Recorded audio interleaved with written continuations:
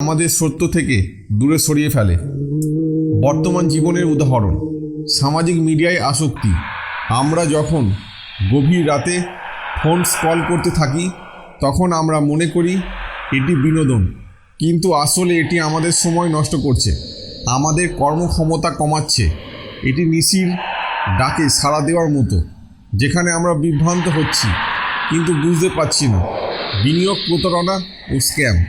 অনেক মানুষ দ্রুত ধনী হওয়ার লোভে স্ক্যামে জড়িয়ে পড়ে, যেখানে তাদের মনে হয় এটি সঠিক সুযোগ, কিন্তু পরে তারা বুঝতে পারে এটি কেবল একটি মায়া ছিল যা আমাদের সর্বস্ব কেড়ে নিয়েছে। 2. অসৎ ও প্রলোভনের শক্তি। আধ্যাত্মিক দৃষ্টিকোণ। শাস্ত্রে বলা হয় মানুষের জীবন সবসময় দুই ধরনের আহ্বান পায়, একটি সত্য ও ন্যায়ের পথে, অন্যটি ভোগ, লোভ ও অসৎ পথের দিকে। নিশির ডাক বোঝায় সেই আকর্ষণ যা মানুষকে ধ্বংসের পথে টেনে নিয়ে যায়। বর্তমান জীবনের উদাহরণ নিষিদ্ধ সম্পর্ক ও প্রতারণা। অনেক মানুষ লোভ বা আসক্তির কারণে সম্পর্কের পবিত্রতা নষ্ট করে।